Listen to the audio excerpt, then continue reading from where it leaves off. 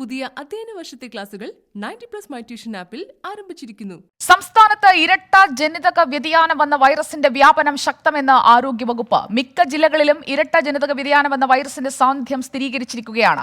ഒരു മാസത്തിനിടെ വൈറസ് വ്യാപനം രൂക്ഷമായത് ഇതുമൂലമാണെന്ന് പഠനം കണ്ടെത്തുന്നു. വടക്കൻ ജില്ലകളിൽ UK വകഭേദം വന്ന വൈറസാണ് കണ്ടെത്തിയത്. തീവ്രത കൂടിയ ദക്ഷിണാഫ്രിക്കൻ വകഭേദം സംസ്ഥാനത്തെ നഗരങ്ങളിൽ വ്യാപിച്ചുവെന്നും ഈ പഠനം കണ്ടെത്തുകയാണ്.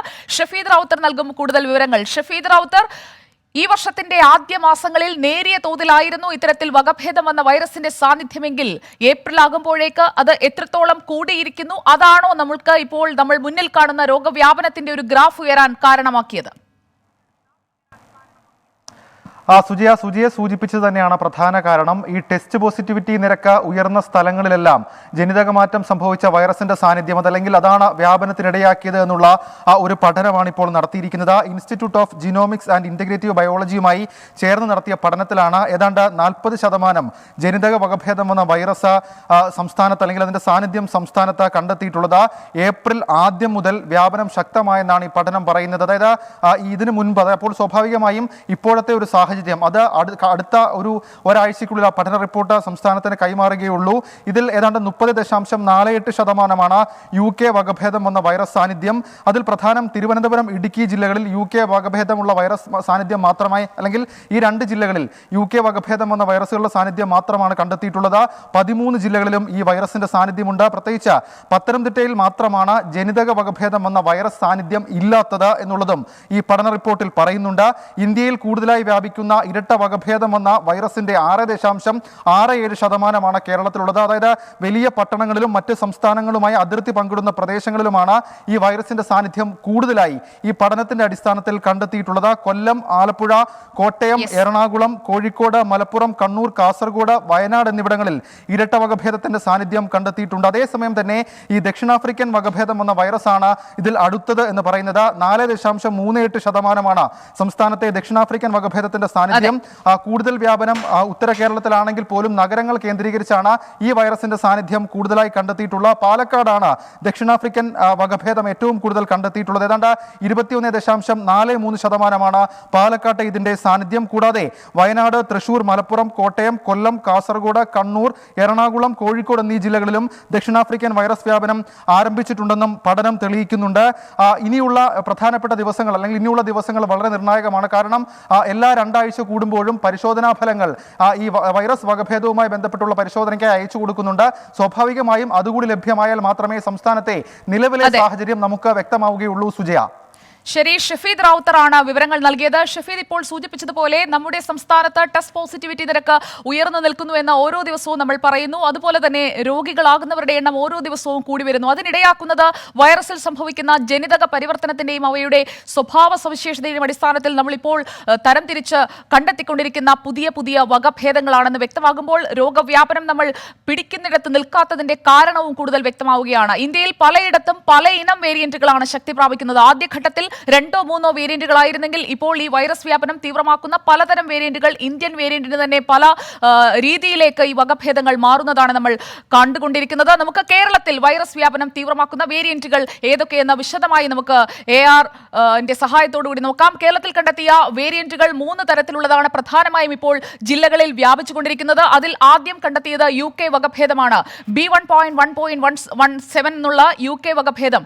ഈ UK വകഭേദത്തെക്കുറിച്ച് പറയുകയാണെങ്കിൽ ഇതിന്റെ ഒരു തീവ്ര വ്യാപനം ഇപ്പോൾ മിക്ക ജില്ലകളിൽ നമ്മൾ കണ്ടുകൊണ്ടിരിക്കുകയാണ്. അതിലേക്ക് നമുക്ക് വിശദമായി വരാം. രണ്ടാമത്തെ വകഭേദം എന്ന് പറയുന്നത് ദക്ഷിണാഫ്രിക്കൻ വകഭേദമാണ്. അതിനെ ശാസ്ത്രീയമായി B1.351 എന്നാണ് വിളിക്കുന്നത്. മൂന്നാമത്തേതാണ് ഇരട്ട വ്യതിയാനം സംഭവിച്ച വകഭേദം. അതിനെ ഇന്ത്യൻ വേരിയന്റ് എന്നും വിളിക്കുന്നുണ്ട്, ഡബിൾ മ്യൂട്ടന്റ് എന്നും വിളിക്കുന്നുണ്ട്. ഇരട്ട വ്യതിയാനം സംഭവിച്ച ഈ മൂന്നാമത്തെ വകഭേദം അതാണ് കൂടുതൽ പ്രശ്നക്കാരൻ എന്നാണ് ശാസ്ത്രലോകം ഇപ്പോൾ, ആരോഗ്യ വിദഗ്ധർ ഇപ്പോൾ പറഞ്ഞുകൊണ്ടിരിക്കുന്നത്. എന്തുകൊണ്ടെന്നാൽ ഈ B1.617 എന്നുള്ള ഈ ഡബിൾ മ്യൂട്ടന്റിനെ നമുക്ക് കൂടുതൽ അടുത്തൊന്നറിയാം.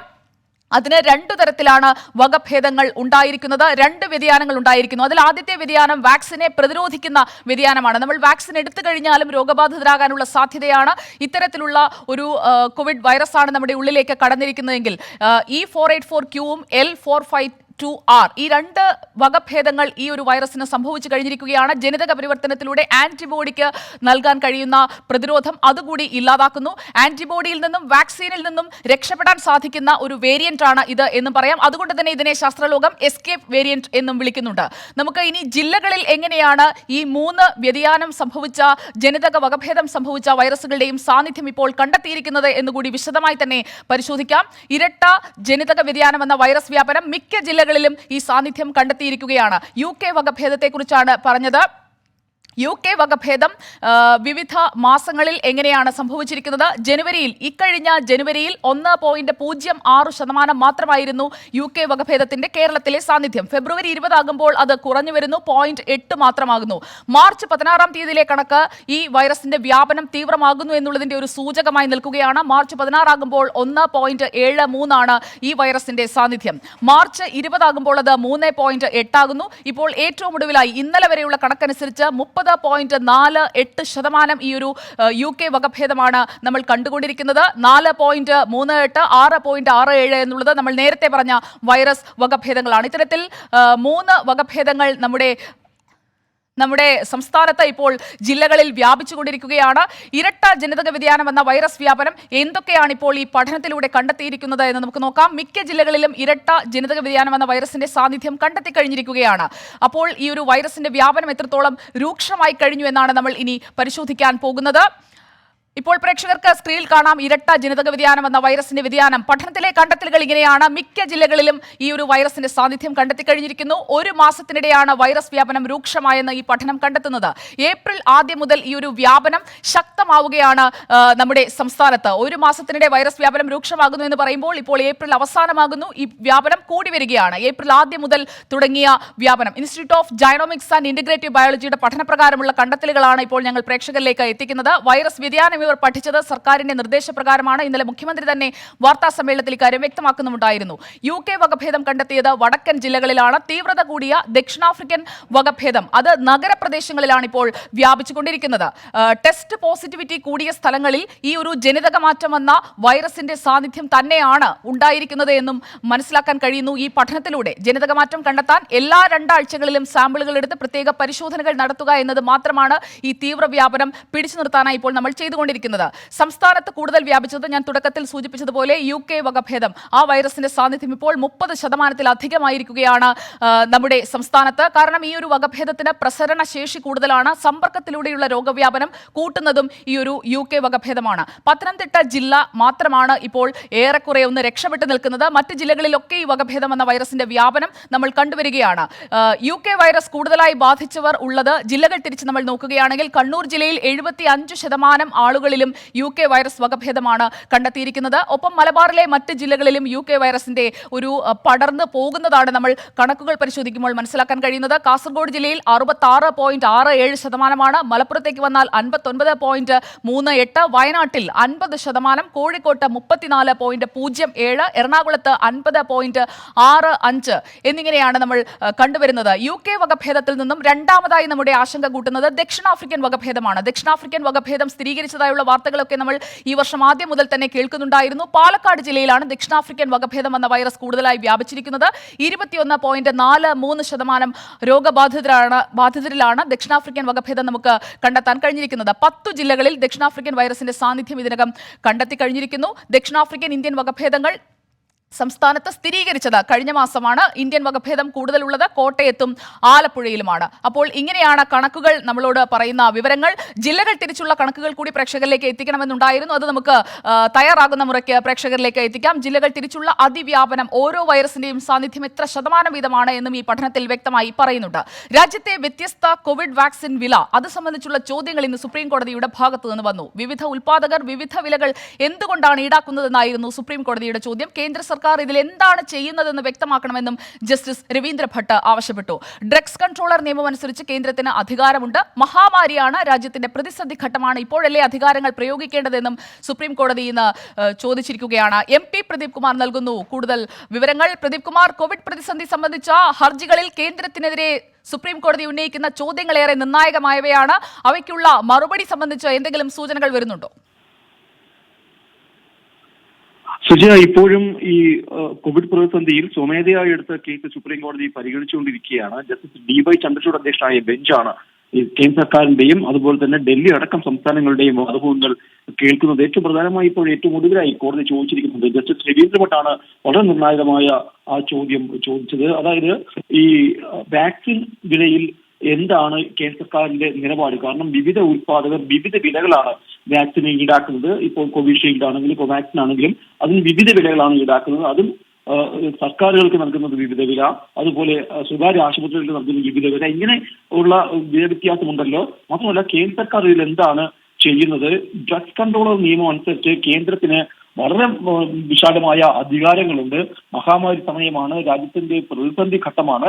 ഇപ്പോഴല്ലേ ഈ അധികാരങ്ങൾ പ്രയോഗിക്കേണ്ടതെന്നും ഈ കേന്ദ്ര സർക്കാരിന് വേണ്ടി ഹാജരായ സോളിസിറ്റർ ജനറൽ തുഷാർ മേത്തയോട് ഈ ഒരു വാക്സിൻ വിഷയത്തിൽ സുപ്രീം കോടതി ചോദിക്കുകയുണ്ടായി. എന്തായാലും ഇത് ഈ വാക്സിൻ മാത്രമല്ല, ഇതിപ്പോൾ ഓക്സിജൻ ക്ഷാമവുമായി ബന്ധപ്പെട്ട കാര്യങ്ങളിലും കോടതി വളരെ കൃത്യമായി തന്നെ ചില കാര്യങ്ങൾ പറഞ്ഞു വെക്കുന്നു. എന്തായാലും ഹൈക്കോടതിയിലെ ഈ നടപടികളിലൊന്നും തന്നെ ഇടപെടാൻ സുപ്രീം കോടതി ആഗ്രഹിക്കുന്നില്ല. പക്ഷെ ഹൈക്കോടതി ഉത്തരവുകൾ അത് വളരെ കൃത്യമായി നടപ്പാകുന്നുണ്ട് എന്ന് ഉറപ്പുവരുത്താനുള്ള ചുമതല സുപ്രീം കോടതിക്ക് ഉണ്ട്. അതുകൊണ്ട് ഇപ്പോൾ ഇത്രയും വലിയൊരു പ്രതിസന്ധി ഘട്ടം ഈ രാജ്യം കടന്നു പോകുമ്പോൾ അതിൽ മൂകസാക്ഷിയായി നിൽക്കാൻ എന്തായാലും സുപ്രീം കോടതിക്ക് കഴിയുകയില്ല എന്ന് തന്നെയാണ് ജസ്റ്റിസ് DY ചന്ദ്രചൂഡ് അധ്യക്ഷനായ ബെഞ്ച് വ്യക്തമാക്കിയിട്ടുള്ളത്. എന്നാൽ ഇപ്പോഴും ഈ വാദമുഖങ്ങൾ പുരോഗമിക്കുകയാണ് സുജയ. ശരി, MP പ്രദീപ് കുമാറാണ് വിവരങ്ങൾ നൽകിയത്. സുപ്രീം കോടതിയുടെ ഏറെ നിർണായകമായ ഇടപെടൽ തന്നെയാണ് ഉണ്ടായിരിക്കുന്നത്.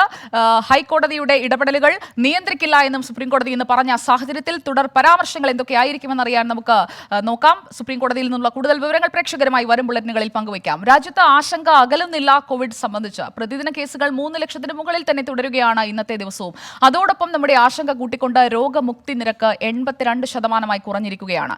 റഷ്യൻ നിർമ്മിത സ്പുട്നിക് വാക്സിന്റെ ആദ്യ ബാച്ച് ശനിയാഴ്ച രാജ്യത്തെത്തും. അതിനിടെ രണ്ടാം തരംഗം രാജ്യത്തെ നയിക്കുന്നത് പണപ്പെരുപ്പത്തിലേക്കാണെന്ന് RBI മുന്നറിയിപ്പ് നൽകി. തുടർച്ചയായി 6ാം ദിവസമാണ് രാജ്യത്തെ രോഗികളുടെ എണ്ണം 3 ലക്ഷം കടക്കുന്നത്. 3,23,144 പേരാണ് പുതിയ രോഗികൾ. 2,771 മരണം 24 മണിക്കൂറിനിടെ റിപ്പോർട്ട് ചെയ്തു. 82.54% രോഗമുക്തി നിരക്ക് കുറഞ്ഞു. പല സംസ്ഥാനങ്ങളിലും പരിശോധനകളുടെ എണ്ണം കുറഞ്ഞതാണ് പ്രതിദിന കേസുകൾ കുറയാൻ കാരണമെന്നാണ് കേന്ദ്ര ആരോഗ്യ മന്ത്രാലയത്തിന്റെ വിലയിരുത്തൽ. പുതിയ കേസുകളിൽ 47.67% മഹാരാഷ്ട്ര, ഉത്തർപ്രദേശ്, കർണാടകം, കേരളം, ഡൽഹി എന്നീ 5 സംസ്ഥാനങ്ങളിൽ നിന്നാണ്. ഇതിൽ 15% കേസുകളും മഹാരാഷ്ട്രയിൽ. രണ്ടാം തരംഗത്തിന്റെ വ്യാപനം രൂക്ഷമായി തുടരുന്നതിനിടെ റഷ്യൻ നിർമ്മിത സ്പുട്നിക് വാക്സിന്റെ ആദ്യ ബാച്ച് ശനിയാഴ്ച രാജ്യത്തെത്തും. ഇന്ത്യയുടെ ഇപ്പോഴത്തെ സാഹചര്യം ഭയാനകവും ഹൃദയഭേദകവുമാണെന്ന് അഭിപ്രായപ്പെട്ട ലോകാരോഗ്യ സംഘടന കൂടുതൽ ജീവനക്കാരെയും സജ്ജീകരണങ്ങളും ഇന്ത്യയിലേക്ക് അയക്കുമെന്ന് അറിയിച്ചു. രോഗവ്യാപനം രൂക്ഷമാകുന്ന സാഹചര്യത്തിൽ മെയ് 15 വരെ ഇന്ത്യയിലേക്കുള്ള വിമാന സർവീസുകൾ ഓസ്ട്രേലിയ വിലക്കി. അതിനിടെ മഹാമാരിയെ സമയബന്ധിതമായി പിടിച്ചു നിർത്താനായില്ലെങ്കിൽ രാജ്യം നേരിടാൻ പോകുന്നത് വലിയ സാമ്പത്തിക തകർച്ചയായിരിക്കുമെന്ന് RBI മുന്നറിയിപ്പ് നൽകി. മാർച്ചിലെ പണപ്പെരുപ്പ നിരക്ക് 5.5% പണപ്പെരുപ്പം 6% കടന്നാൽ കടുത്ത സാമ്പത്തിക മാന്ദ്യമായിരിക്കും ഫലമെന്നും RBI. 24 ഡൽഹി. ജീവവായുവിനായുള്ള ഡൽഹിയുടെ കാത്തിരിപ്പ് ഇന്നും തുടരുകയാണ്. പല ആശുപത്രികളിലും ഇപ്പോഴും ഓക്സിജൻ ക്ഷാമമാണ്. വീടുകളിൽ ചികിത്സയ്ക്ക് കഴിയുന്നവർക്ക് സ്വകാര്യ പ്ലാന്റുകളിൽ നിന്നും ഓക്സിജൻ നൽകി വന്ന നടപടികളും ഡൽഹിയിൽ ഇപ്പോൾ തടസ്സപ്പെട്ടിരിക്കുകയാണ്. ഓക്സിജൻ ക്ഷാമത്തിന് താൽക്കാലിക പരിഹാരം ഉണ്ടാകുമെന്ന പ്രതീക്ഷ ഉയർത്തി ഛത്തീസ്ഗഡിലെ റായ്ഗഡിൽ നിന്നുള്ള ഓക്സിജൻ എക്സ്പ്രസ് ഡൽഹിയിലെത്തി. ഡൽഹിയിലെ വിവിധ ആശുപത്രികളിൽ കാര്യങ്ങൾ കഴിഞ്ഞ ദിവസത്തേതിന് സമാനമാണ്. ഓക്സിജന്റെ ക്ഷാമം ഇന്നും രൂക്ഷമായി തുടരുന്നു. എതിർപ്പ് പറയുന്ന ബന്ധുക്കളെ ഇപ്പോൾ പല ആശുപത്രികളും പരിസരത്തേക്ക് പ്രവേശിപ്പിക്കുന്നില്ല. LNGP അടക്കമുള്ള ആശുപത്രികളിൽ വലിയ പ്രതിഷേധം ഇതേ തുടർന്ന് ബന്ധുക്കളുടെ ഭാഗത്തു നിന്നുണ്ടായി. जो अंदर के होते हैं, जो स्टाफ के जान पहचान के होते हैं, वो अंदर चले जाते हैं. बाकी कोई वैसे होता है ना कि इमरजेंसी में आ रहा है, कोई अपना दूर से आ रहा है, कोई गरीब है, उसको नहीं होएगी एंट्री. ഡൽഹിയിലെ വീടുകളിൽ കോവിഡ് ബാധിതരായി ആയിരക്കണക്കിന് ആളുകളാണ് ഇപ്പോൾ കഴിയുന്നത്. ഇവർക്ക് ഇന്നലെ വരെ നാമമാത്രമായാണെങ്കിലും ലഭിച്ചിരുന്ന ഓക്സിജൻ സൗകര്യം ഇന്നു മുതൽ നിലച്ചു. പൊതുജനങ്ങൾക്ക് സ്വകാര്യ പ്ലാന്റുകളിൽ നിന്നും ഓക്സിജൻ നൽകേണ്ടെന്ന തീരുമാനത്തിന്റെ അടിസ്ഥാനത്തിലാണ് രോഗികളെ കടുത്ത പ്രതിസന്ധിയിലാക്കിയ ഈ നടപടി. വീടുകളിൽ കഴിയുന്നവർക്ക് ഓക്സിജൻ നൽകാൻ തയ്യാറല്ലെങ്കിൽ അവരെ ആശുപത്രികളിൽ പ്രവേശിപ്പിക്കാൻ നടപടി വേണമെന്നാണ് ബന്ധുക്കളുടെ ഇപ്പോഴത്തെ ആവശ്യം. ഡൽഹി നേരിടുന്ന ഓക്സിജൻ ക്ഷാമത്തിന് പരിഹാരമാകുമെന്ന പ്രതീക്ഷ നൽകി ഓക്സിജൻ എക്സ്പ്രസ് ഇന്ന് ഡൽഹിയിലെത്തി. ഛത്തീസ്ഗഡിലുള്ള റായ്ഗഡിൽ നിന്നാണ് ഓക്സിജൻ എക്സ്പ്രസ് ഡൽഹിയിലെത്തിയത്. കാര്യങ്ങൾ നിയന്ത്രണ വിധേയമായെന്ന് പറയുമ്പോഴും പ്രശ്നങ്ങൾ ഗുരുതരമായി തന്നെ തുടരുകയാണ്. കൂടുതൽ രോഗികൾ ഡൽഹിയിലെ ആശുപത്രികളിലേക്ക് എത്തിത്തുടങ്ങുമ്പോൾ എന്തു ചെയ്യും ഇനിയുള്ള ദിവസങ്ങളിൽ എന്ന ചോദ്യം ബാക്കി. ക്യാമറമാൻ ആശിഷ് മട്ടുവിനോടൊപ്പം ഡൽഹിയിലെ LNJP ആശുപത്രിയിൽ നിന്നും R. രാധാകൃഷ്ണൻ, 24. നിലവിലെ കോവിഡ് സാഹചര്യം എങ്ങനെയാണ് രാജ്യവ്യാപകമായി ഇപ്പോൾ നിൽക്കുന്നത് എന്ന് നമുക്ക് നോക്കാം. ഡൽഹിയിൽ നിന്ന് R. രാധാകൃഷ്ണൻ നമുക്കൊപ്പം ചേരുകയാണ്. രാധാകൃഷ്ണൻ, കണക്കുകൾ ഉണ്ടാക്കുന്ന ആശങ്ക ഒരു ഭാഗത്ത്, സൗകര്യങ്ങളുടെ അപര്യാപ്തത ഉണ്ടാക്കുന്ന ആശങ്ക മറുഭാഗത്ത്. ഈ രണ്ട് ആശങ്കകൾക്ക് നടുവിലൂടെ രാജ്യം കടന്നു പോകുമ്പോൾ സ്വീകരിച്ച നടപടികളൊക്കെ ഫലപ്രദമാകുന്നുണ്ടോ? എന്താണ് ഇന്നത്തെ സാഹചര്യം?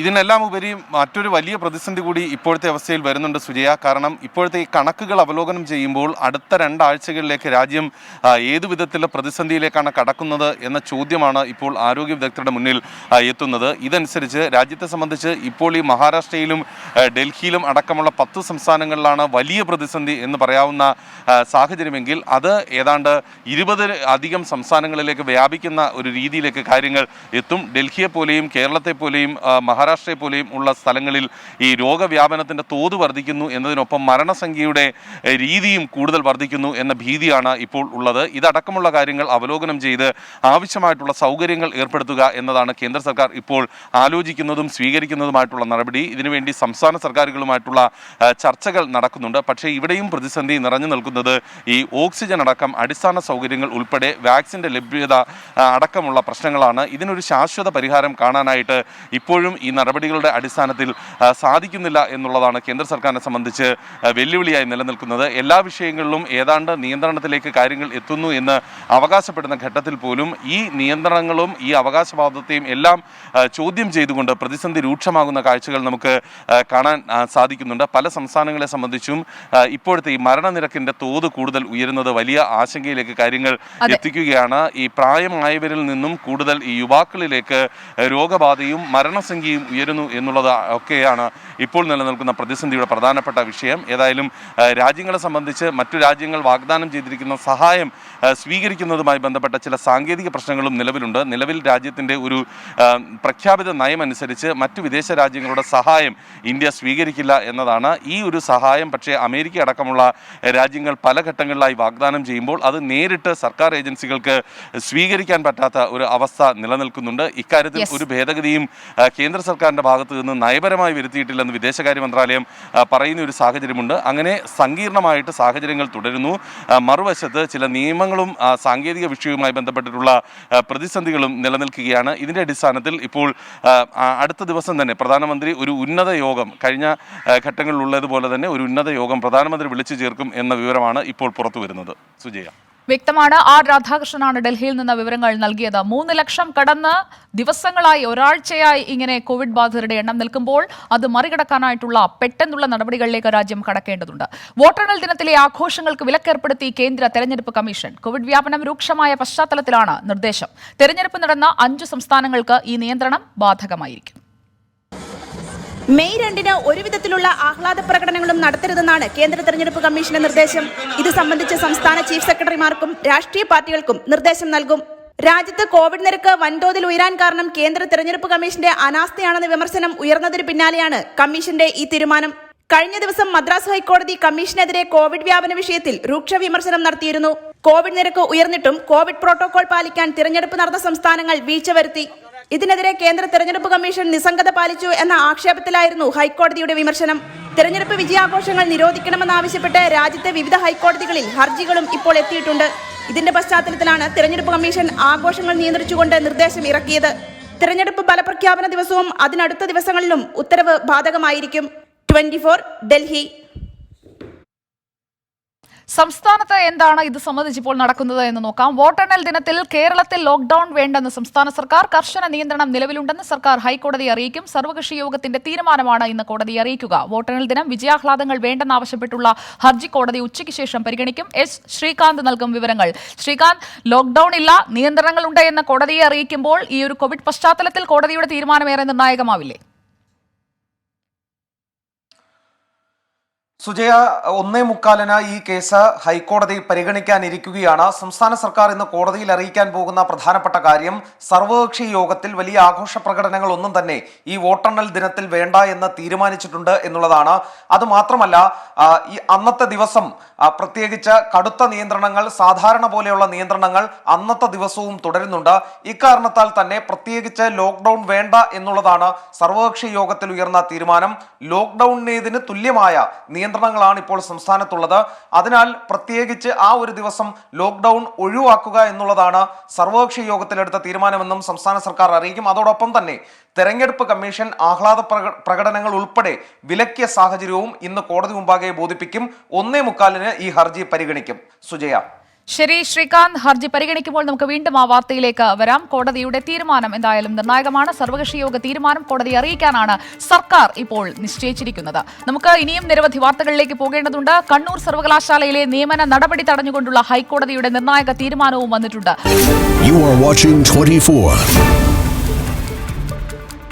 24 വാർത്തയിലേക്ക് വീണ്ടും സ്വാഗതം. കണ്ണൂർ സർവകലാശാലയിലെ നിയമന നടപടി തടഞ്ഞ ഹൈക്കോടതി. HRD അസിസ്റ്റന്റ് പ്രൊഫസർ നിയമനമാണ് ഹൈക്കോടതി തടഞ്ഞത്. ഈ തസ്തികയിൽ സ്ഥിര നിയമനം മെയ് 7 വരെ പാടില്ലെന്നാണ് ഹൈക്കോടതിയുടെ നിർദ്ദേശം. AN ഷംസീറിന്റെ ഭാര്യയടക്കം 30 പേരെ ഈ തസ്തികയിലേക്ക് പരിഗണിച്ചിരുന്നു. ഷംസീറിന്റെ ഭാര്യ സഹലയെ മാനദണ്ഡം മറികടന്ന് നിയമിക്കാൻ നീക്കമുണ്ടെന്ന് കാണിച്ച് ഉദ്യോഗാർത്ഥിയായ MP ബിന്ദുവാണ് ഹൈക്കോടതിയെ സമീപിച്ചത്. ഏപ്രിൽ 16 ഓൺലൈൻ വഴി ഷഹല അടക്കമുള്ളവരുടെ ഇന്റർവ്യൂ നടന്നതും. ശ്രീകാന്ത് ചേരുന്നു വിവരങ്ങൾ കൊച്ചിയിൽ നിന്ന് വീണ്ടും. ശ്രീകാന്ത്, ഏറെ വിവാദമായ ഒരു സംഭവത്തിലാണ് ഹൈക്കോടതിയുടെ താൽക്കാലിക സ്റ്റേ വന്നത്. എന്തൊക്കെ കാര്യങ്ങൾ കോടതി പരിഗണിച്ചു ഇന്ന്? സുജയ, ഈ വിഷയത്തിൽ ജസ്റ്റിസ് ബെച്ചു കുര്യൻ ജോസഫാണ് ഈ വിധി പുറപ്പെടുവിച്ചിരിക്കുന്നത്. ഈ കേസിലെ ഉദ്യോഗാർത്ഥിയായി, ഈ കേസിലെ ഹർജിക്കാരി ഇതേ തസ്തികയിലേക്ക് ഉദ്യോഗം പ്രതീക്ഷിച്ചിരുന്ന ഒരു ഉദ്യോഗാർത്ഥിയാണ് ഡോക്ടർ ബിന്ദു. അവർ നൽകിയ ഹർജിയിലാണ് ഹൈക്കോടതിയുടെ ഭാഗത്തു നിന്നും അവർക്ക് അനുകൂലമായ ഒരു ഉത്തരവുണ്ടായിരിക്കുന്നത്. കണ്ണൂർ സർവകലാശാലയിലെ HRD സെന്റർ അസിസ്റ്റന്റ് പ്രൊഫസർ നിയമനം മെയ് 7 വരെ കോടതി തടഞ്ഞിരിക്കുന്നു. 7-ാം തീയതി വരെ ഈ തസ്തികയിലേക്ക് നിയമനം പാടില്ല എന്നുള്ളതായിരുന്നു ഇപ്പോൾ ഹൈക്കോടതി വിധിച്ചിട്ടുള്ളത്.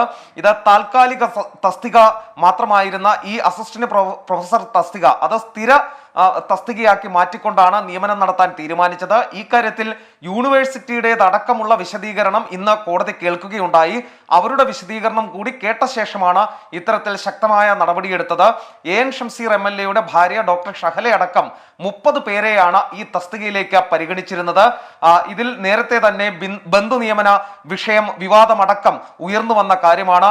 AN ഷംസീറിന്റെ ഭാര്യയ്ക്ക് വേണ്ടി മാനദണ്ഡങ്ങൾ ലംഘിച്ചു എന്ന് ചൂണ്ടിക്കാണിച്ചാണ് ബിന്ദു ഹൈക്കോടതിയെ സമീപിച്ചതും. ഇക്കാര്യം നേരത്തെ രാഷ്ട്രീയ വിവാദത്തിന് വഴിതെളിക്കുകയും ചെയ്തിരുന്നു. ആ വിഷയത്തിലാണ് ഇന്നിപ്പോൾ ഹൈക്കോടതിയുടെ ഭാഗത്തു നിന്നും നിർണായകമായ ഉത്തരവ് വന്നിട്ടുള്ളത്. കോടതി ഇക്കാര്യത്തിൽ കൂടുതൽ നിരീക്ഷണങ്ങളൊന്നും തന്നെ നടത്തിയിട്ടില്ല. ഇരുഭാഗത്തിന്റെയും വാദം കേട്ട ശേഷം അതിൽ ഡോക്ടർ ബിന്ദു പറഞ്ഞ പ്രധാനപ്പെട്ട കാര്യം, മാനദണ്ഡങ്ങളൊന്നും തന്നെ പാലിക്കാതെ ബന്ധു നിയമനം ലക്ഷ്യമിട്ടാണ് ഇത്തരത്തിലൊരു നീക്കം നടത്തിയത് എന്നുള്ളതാണ്. അതിൽ യൂണിവേഴ്സിറ്റിയുടേതടക്കമുള്ള വിശദീകരണവും കോടതി കേട്ടു. തുടർന്നാണ് ഇത് സ്റ്റേ ചെയ്തുകൊണ്ട്, ഇത്തരം ഒരു സ്ഥിര നിയമന നീക്കം സ്റ്റേ ചെയ്തുകൊണ്ടുള്ള കോടതിയുടെ ഉത്തരവ് വന്നത്. മെയ് 7-ാം തീയതി വരെ ഒരു തരത്തിലുള്ള നിയമനവുമായി കണ്ണൂർ സർവകലാശാലയ്ക്ക് മുന്നോട്ട് പോകാൻ പറ്റില്ല. HRD സെന്ററിലെ അസിസ്റ്റന്റ് പ്രൊഫസർ തസ്തികയിലേക്കുള്ള നിയമനം കോടതി സ്റ്റേ ചെയ്തിരിക്കുന്നു. ശരി, ശ്രീകാന്താണ് വിവരങ്ങൾ നൽകിയത് കൊച്ചിയിൽ നിന്ന്. മറ്റു വാർത്തകളിലേക്ക് നമ്മൾ പോയാൽ, ഇന്നലെ തിക്കും തിരക്കുമുണ്ടായ തിരുവനന്തപുരത്തെ ജിമ്മി ജോർജ് ഇൻഡോർ സ്റ്റേഡിയത്തിലെ വാക്സിനേഷൻ കേന്ദ്രത്തിലെ ദൃശ്യങ്ങൾ പ്രേക്ഷകർക്ക് ഓർമ്മയുണ്ടാകും.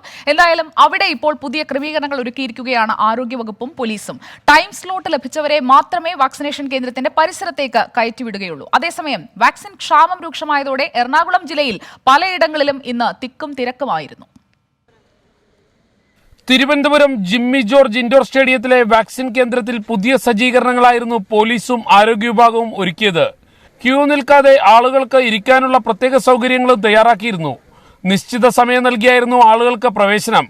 കൂടുതൽ പോലീസിനെയും വാക്സിനേഷൻ കേന്ദ്രങ്ങളിൽ വിന്യസിച്ചിരുന്നു. എറണാകുളം ജില്ലയിൽ വാക്സിൻ ക്ഷാമം രൂക്ഷമായതോടെ ഒട്ടുമിക്ക വാക്സിൻ കേന്ദ്രങ്ങളിലും വലിയ തിക്കും തിരക്കുമാണ് അനുഭവപ്പെട്ടത്. ജനങ്ങളും ആരോഗ്യ പ്രവർത്തകരും തമ്മിൽ മിക്കയിടത്തും തർക്കമായിരുന്നു. തുടർച്ചയായി 4ലധികം ദിവസം നടന്നിട്ടും വാക്സിൻ ലഭിക്കാതെ വിഷമിക്കുകയാണ് പലരും. ഇന്നലെ ഞങ്ങൾ 6 മണിക്ക് രാവിലെ വെളുപ്പിന് 6 മണിക്ക് വന്നതാ. വന്ന് 11 മണി വരെ വെയിലും കൊണ്ട് നിന്നുകൊണ്ട് പോയി. ഇന്നും പിന്നെ 6 മണിക്ക് വന്നതാ. ഇത്ര നേരമായിട്ടും രണ്ടാമത്തെ ടോക്കൺ കിട്ടിയിട്ടില്ല. വെള്ളിയാഴ്ച ബുക്ക് ചെയ്ത് തന്നു, രജിസ്റ്റർ ചെയ്തതിന് ശേഷം പിന്നീട് ശനിയാഴ്ച വരാൻ പറഞ്ഞു. അപ്പോൾ അന്ന് വരണ്ട, പിന്നെ ഇന്ന് ചൊവ്വാഴ്ച വരാൻ പറഞ്ഞു. അങ്ങനെ വന്നതാണ്. എറണാകുളം ജില്ലയിൽ വാക്സിൻ ക്ഷാമം തുടരുമെന്ന സൂചന തന്നെയാണ് ജില്ലാ ആരോഗ്യ വിഭാഗം മേധാവി ഡോക്ടർ MK കുട്ടപ്പൻ നൽകുന്നത്. തിരുവനന്തപുരം ബ്യൂറോയ്ക്കൊപ്പം ഷഹിൻ ആന്റണി, 24 കൊച്ചി. ഈ കോവിഡ് കാലത്ത് 24 നടത്തുന്ന പുതിയ അന്വേഷണ പരമ്പരയിലേക്കാണ് നമ്മൾ ഇനി പോകുന്നത്. കോവിഡ് കാലത്തെ കൊള്ള.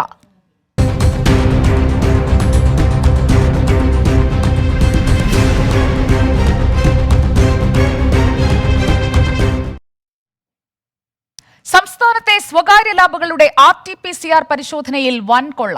ഉയർന്ന ഫീസ് ഈടാക്കുന്നതിൽ പകുതിയും ലഭിക്കുന്നത് ഇടനിലക്കാർക്ക്. വിദേശ രാജ്യങ്ങളിലേക്കുള്ള ടെസ്റ്റിന് ഏജന്റുമാരും രംഗത്തുണ്ട്. ട്രാവൽ ഏജൻസികളും RT-PCR പരിശോധനയ്ക്കുള്ള ബോർഡ് വെച്ച് ഇടനിലയായി പ്രവർത്തിക്കുകയാണ്. 24 എക്സ്ക്ലൂസീവ്.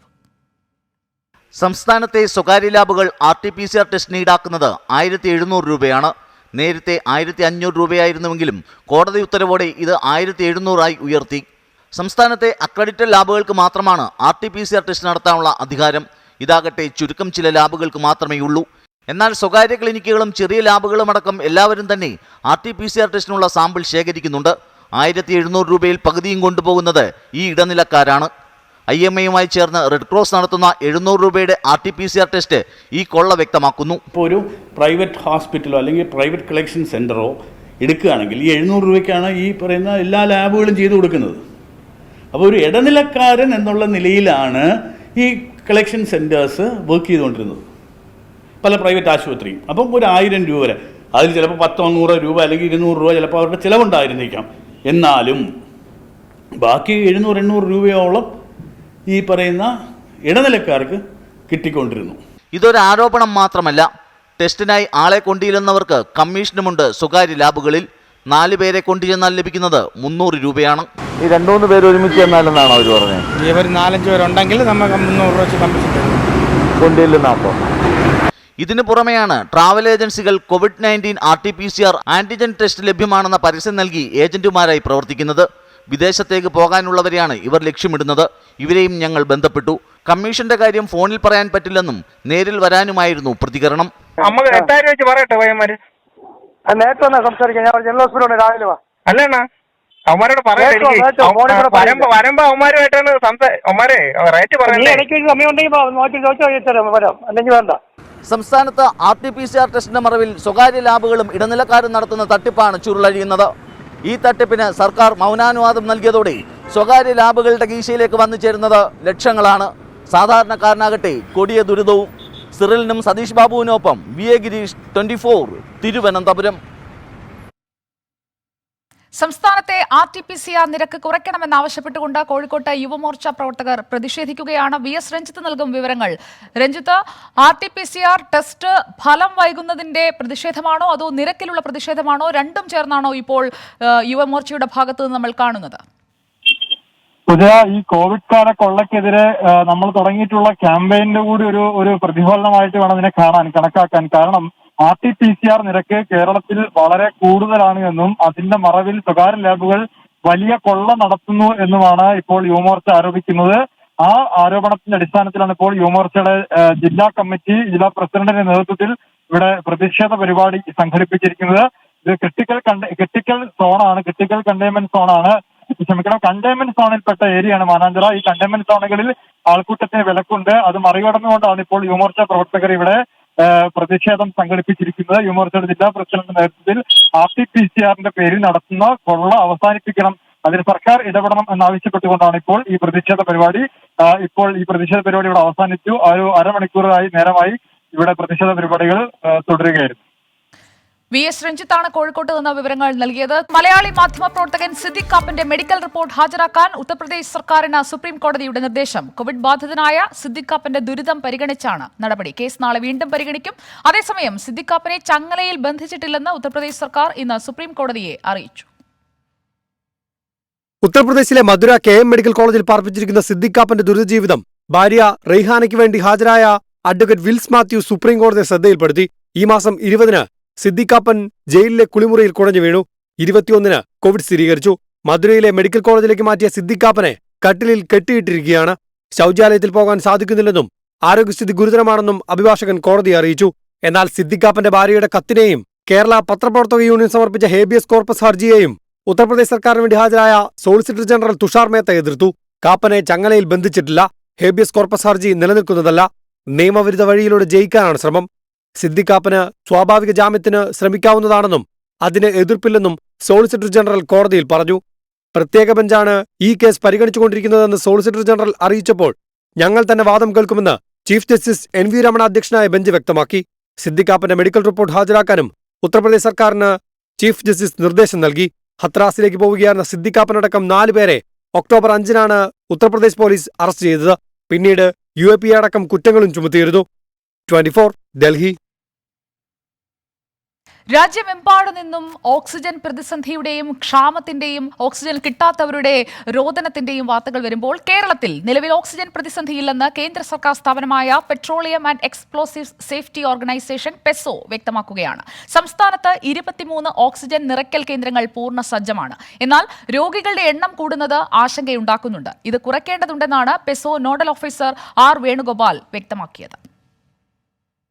സംസ്ഥാനത്ത് കഴിഞ്ഞയാഴ്ച വരെ കോവിഡിതര ആവശ്യങ്ങൾക്കായി ദിവസേന 76 മുതൽ 86 ടൺ ഓക്സിജൻ മതിയാകുമായിരുന്നു. എന്നാൽ ഇപ്പോഴത് 95 ടണ്ണായി.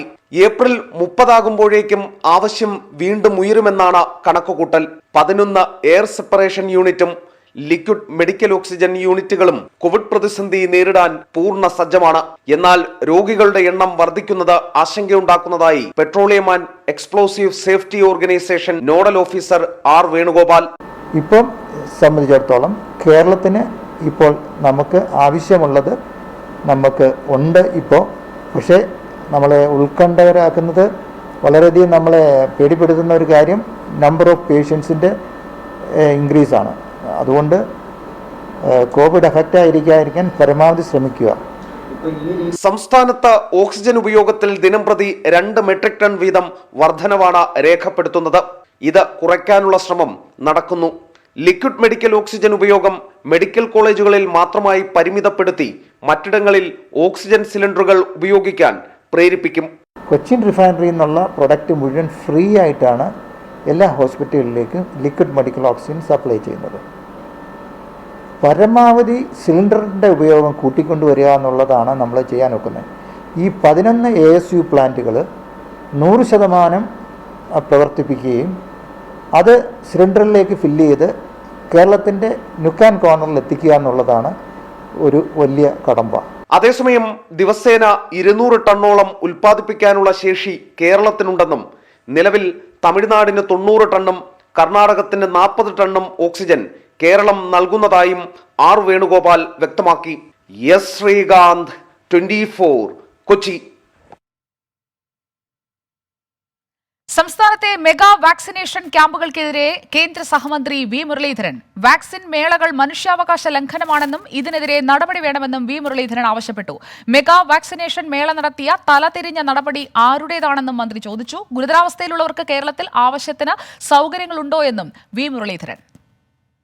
ഈ മെഗാ വാക്സിൻ മേളകൾ കടുത്ത മനുഷ്യാവകാശ ലംഘനമാണ്. കാരണം ആളുകൾക്ക് അസുഖം വരാതിരിക്കാൻ വേണ്ടിയിട്ട് വാക്സിൻ എടുക്കാൻ പോയി അവിടെ വെച്ച് അസുഖം വന്നു എന്നുള്ള സ്ഥിതി അടക്കമുണ്ടാകാനുള്ള സാധ്യതയുണ്ട്. മെഗാ വാക്സിൻ മേള പോലെയുള്ള സംഭവങ്ങൾ ആരുടെ ഉത്തരവാദിത്തമാണ്, ആരുടെ തീരുമാനമാണ് എന്നുള്ളത് ഇതുവരെ പുറത്തു വന്നിട്ടില്ല. അക്കാര്യത്തിൽ കർശനമായിട്ടുള്ള നിലപാട് സംസ്ഥാന സർക്കാർ കൈക്കൊള്ളണം എന്നാണ് എനിക്ക് ആവശ്യപ്പെടാനുള്ളത്.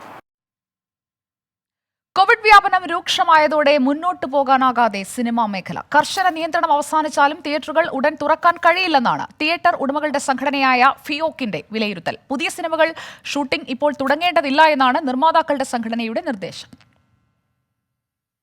അധിക നിയന്ത്രണങ്ങൾ പിൻവലിച്ചാലും തിയേറ്ററുകൾ ഉടൻ തുറക്കാൻ കഴിയില്ല എന്നാണ് തിയേറ്റർ ഉടമകളുടെ സംഘടനയായ ഫിയോക്കിന്റെ വിലയിരുത്തൽ. റിലീസ് ചെയ്ത സിനിമകളും തിയേറ്ററുകളിൽ നിന്ന് പിൻവലിക്കുന്ന സ്ഥിതിക്ക് ഇനി മുന്നോട്ടു പോകാനാകില്ല. മഞ്ജു വാര്യർ ചിത്രം ചതുർമുഖം തിയേറ്ററുകളിൽ നിന്ന് കഴിഞ്ഞ ദിവസം പിൻവലിച്ചിരുന്നു. നിയന്ത്രണങ്ങൾ ഒഴിവായി തിയേറ്റർ തുറന്നാലും 2 ഷോകൾ മാത്രമേ പ്രദർശിപ്പിക്കാൻ കഴിയുകയുള്ളൂ. ഈ സാഹചര്യത്തിൽ പുതിയ സിനിമകൾ റിലീസ് നൽകാൻ വിതരണക്കാരോട് ആവശ്യപ്പെടാനാകില്ല. കോവിഡ് വ്യാപനം കുറഞ്ഞ തിയേറ്ററുകൾ തുറന്നാലും പിൻവലിച്ച സിനിമകൾ ഇനി പ്രദർശിപ്പിക്കില്ലെന്നാണ് തിയേറ്റർ ഉടമകളുടെ തീരുമാനം. പുതിയ സിനിമകളുടെ ചിത്രീകരണം തുടങ്ങേണ്ടെന്ന് നിർമ്മാതാക്കളുടെ സംഘടനയായ ഫിലിം പ്രൊഡ്യൂസേഴ്സ് അസോസിയേഷനും അംഗങ്ങൾക്ക് നിർദ്ദേശം നൽകി. ഷാഹിൻ ആന്റണി, 24, കൊച്ചി. തൂത്തുക്കുടിയിലെ വിവാദ സ്റ്റെർലൈറ്റ് പ്ലാന്റ് തുറക്കാൻ സുപ്രീം കോടതിയുടെ അനുമതി. ഓക്സിജൻ ഉൽപാദനത്തിന് വേണ്ടി മാത്രമാകണം പ്രവർത്തനം. രാജ്യത്തെ ഓക്സിജൻ ക്ഷാമം കണക്കിലെടുത്താണ് നടപടിയെന്ന് ജസ്റ്റിസ് DY ചന്ദ്രചൂഡ് വ്യക്തമാക്കി. ജൂലൈ 15 വരെയാണ് ഓക്സിജൻ പ്ലാന്റിന് അനുമതി. ആവശ്യമെങ്കിൽ കാലാവധി നീട്ടി നൽകും. ഓക്സിജൻ പ്ലാന്റിന്റെ പ്രവർത്തനം തുടങ്ങുന്നതിന് മുൻപ് സുരക്ഷാ ഓഡിറ്റ് നടത്തണം. ഇതിനായി തൂത്തുക്കുടി ജില്ലാ കളക്ടർ അധ്യക്ഷനായി സമിതിയും രൂപീകരിച്ചു. പ്ലാന്റിൽ ഉൽപ്പാദിപ്പിക്കുന്ന ഓക്സിജൻ സൗജന്യമായി നൽകുമെന്നാണ് വേദാന്ത കമ്പനി സുപ്രീം കോടതിയെ അറിയിച്ചത്. ദേശീയ പാർട്ടിയുടെ തെരഞ്ഞെടുപ്പ് ഫണ്ട് തട്ടിയ സംഭവത്തിൽ പോലീസ് മേധാവിയുടെ റിപ്പോർട്ടിൽ വ്യക്തതയില്ലെന്ന് തെരഞ്ഞെടുപ്പ് ഓഫീസർ. ഏത് പാർട്ടിയുടെ പണമാണ് തട്ടിയതെന്ന് റിപ്പോർട്ടില്ല. അന്തിമ റിപ്പോർട്ട് കിട്ടിയാൽ നടപടി സ്വീകരിക്കുമെന്നും തെരഞ്ഞെടുപ്പ് ഓഫീസർ വ്യക്തമാക്കുന്നു. തനേഷ് തമ്പി നൽകും കൂടുതൽ വിവരങ്ങൾ. തനേഷ് തമ്പി, ഏത് പാർട്ടിയുടേത്, പണത്തെക്കുറിച്ചുള്ള വ്യക്തത, ഇതൊന്നുമില്ലാത്തൊരു റിപ്പോർട്ട് കൊടുത്തതിന് പിന്നിൽ എന്താണ്? ഇപ്പോൾ ഈ ചോദ്യത്തിന് ഉത്തരം നൽകാൻ നിർബന്ധിതമാകില്ലേ പോലീസ് മേധാവി? തീർച്ചയായും ഇപ്പോൾ ഇന്നലെ DGP നൽകിയിരിക്കുന്ന റിപ്പോർട്ട് അപൂർണമാണ് എന്നുള്ളൊരു നിലപാടാണ് സംസ്ഥാന തെരഞ്ഞെടുപ്പ് ഓഫീസർ സ്വീകരിച്ചിരിക്കുന്നത്. കാരണം ഏത് പാർട്ടിയാണ് എന്നതുപോലും കണ്ടെത്താൻ ഈ റിപ്പോർട്ടിൽ കഴിഞ്ഞിട്ടില്ല. അതുകൊണ്ട് തന്നെ ഈ കാര്യത്തിൽ ഒരു അന്തിമ റിപ്പോർട്ട് വരുന്നതുവരെ കാത്തിരുന്നത് മാത്രമേ ഒരു പ്രതികരണം തെരഞ്ഞെടുപ്പ് കമ്മീഷന്റെ ഭാഗത്തു നിന്ന് ഉണ്ടാകുള്ളൂ എന്നുള്ളതാണ് തെരഞ്ഞെടുപ്പ് ഓഫീസർ അറിയിച്ചിരിക്കുന്നത്. കാരണം ഈ കാര്യത്തിൽ കൂടുതൽ ചോദ്യം ചെയ്യലുകൾ നടത്തേണ്ടതുണ്ട്, കൂടുതൽ ആളുകളിലേക്ക് എത്തിപ്പെടേണ്ടതുണ്ട് എന്നുള്ളൊരു കാര്യമാണ് ഇന്നലെ DGP റിപ്പോർട്ടിൽ പറഞ്ഞിരുന്നത്. മാത്രമല്ല തൃശ്ശൂർ SP റിപ്പോർട്ടും ഇന്നലെ ലഭിച്ചിരുന്നു. അതിലും ഈ ഏത് രാഷ്ട്രീയ പാർട്ടിയാണെന്നത് സംബന്ധിച്ച് കൃത്യമായി പറയുന്നില്ല. ആ ഒരു സാഹചര്യത്തിൽ ഇത്തരം വ്യക്തതയില്ലാത്ത ഒരു റിപ്പോർട്ടിന്റെ അടിസ്ഥാനത്തിൽ ഏതെങ്കിലും തരത്തിലുള്ള നടപടി സ്വീകരിക്കാനോ മറ്റു തുടർ നടപടികളിലേക്ക് പോകാനോ കഴിയില്ല എന്ന നിലപാടാണ് സംസ്ഥാന തെരഞ്ഞെടുപ്പ് ഓഫീസർ സ്വീകരിച്ചിരിക്കുന്നത്. അതുകൊണ്ട് ഇപ്പോൾ വന്നിരിക്കുന്ന റിപ്പോർട്ട് തങ്ങൾ ഗൗനിക്കുന്നില്ല. മറിച്ച് ഈ അന്തിമ റിപ്പോർട്ട് വന്നതിന് ശേഷം, അതായത് ഏത് രാഷ്ട്രീയ പാർട്ടിയുടേതാണ് എന്നതടക്കമുള്ള കാര്യങ്ങൾ ഉൾപ്പെടുന്ന റിപ്പോർട്ട് വന്നതിന് ശേഷം മാത്രം ഇക്കാര്യത്തിൽ തുടർ നടപടി സ്വീകരിച്ചാൽ മതി എന്നുള്ളൊരു നിലപാടിലാണ് ഇപ്പോൾ സംസ്ഥാന തെരഞ്ഞെടുപ്പ് ഓഫീസറും തെരഞ്ഞെടുപ്പ് കമ്മീഷനും ഒക്കെ ഉള്ളത്. ശരി, തനേഷ് തമ്പിയാണ് വിവരങ്ങൾ നൽകിയത് തിരുവനന്തപുരത്ത് നിന്ന്.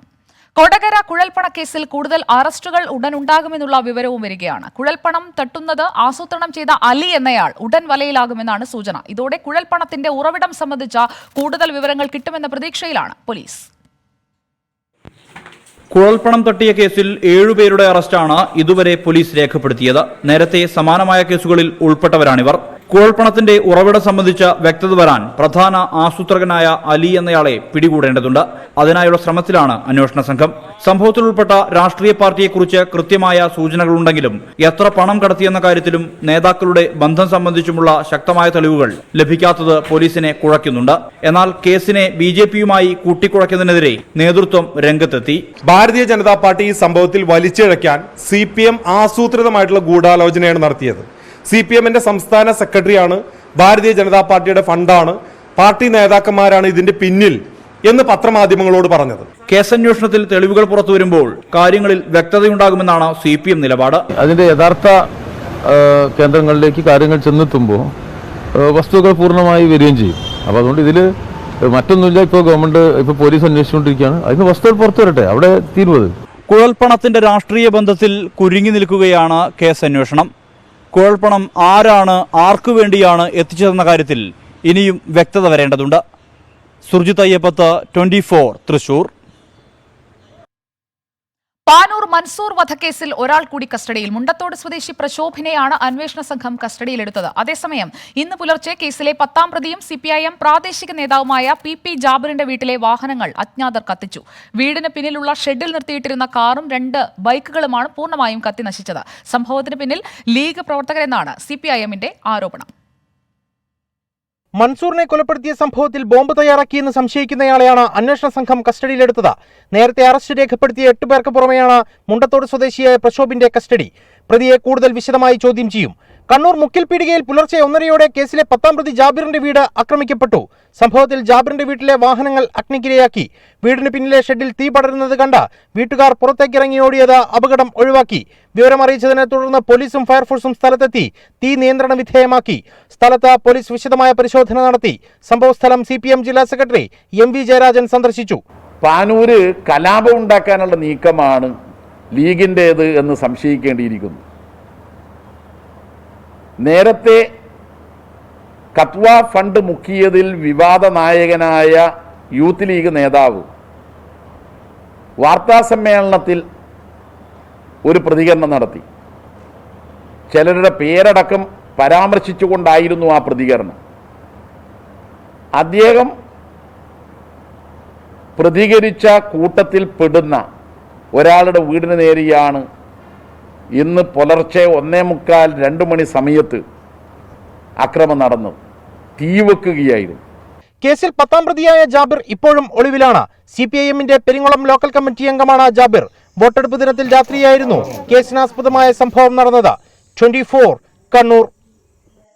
സോളാർ തട്ടിപ്പ് കേസിൽ സരിത എസ് നായർ കുറ്റക്കാരിയെന്ന് കോഴിക്കോട് മജിസ്ട്രേറ്റ് കോടതി. സോളാർ പാനൽ സ്ഥാപിക്കാൻ 42,70,000 രൂപ വാങ്ങി വഞ്ചിച്ചെന്നാണ് കേസ്. കോഴിക്കോട് സ്വദേശിയായ അബ്ദുൾ മജീദാണ് പരാതിക്കാരൻ.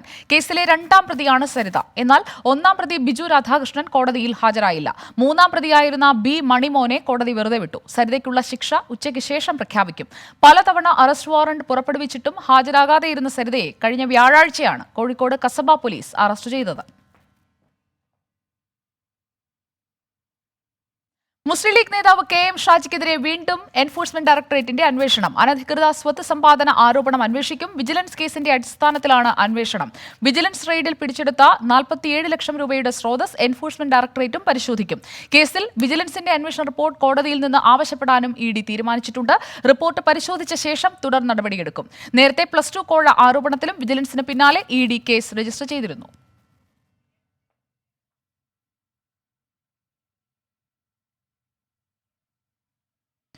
കൊച്ചിയിൽ നിന്ന് മത്സ്യബന്ധനത്തിന് പോയ മെഴ്സിഡസ് എന്ന ബോട്ട് പുറംകടലിൽ കപ്പലിടിച്ച് തകർന്ന സംഭവത്തിൽ സഹായം ആവശ്യപ്പെട്ട് മത്സ്യത്തൊഴിലാളികളുടെ സംഘടന പ്രധാനമന്ത്രിക്കും ആഭ്യന്തരമന്ത്രിക്കും കത്തയച്ചു. ബോട്ടിന്റെ അവശിഷ്ടങ്ങൾ കണ്ടെത്തിയത് ഒമാൻ തീരത്തോട് ചേർന്നായതിനാൽ ഒമാന്റെ സഹായം തേടണമെന്നും ആവശ്യം.